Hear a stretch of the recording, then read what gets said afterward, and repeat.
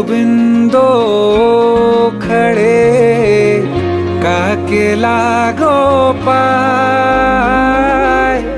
बलिहारी गुरु आपने गोविंद दियो बताए कबीरा, गोविंद दियो बताए।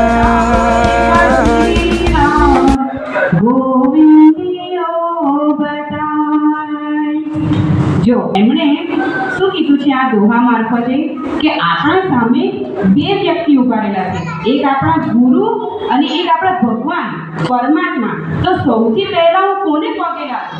કબીર દુવિધામાં છે કે સૌથી પહેલા મારે નમસ્કાર કોને કરવા? તો કબીર પણ કહે છે કે ગુરુ દ્વારા જ મને આ પરમાત્માની પ્રાપ્તિ થઈ શકે એમ છે। તો સૌથી પહેલા આપણે આપણા ગુરુને નમસ્કાર કરવા જોઈએ। કોને નમસ્કાર કરવા?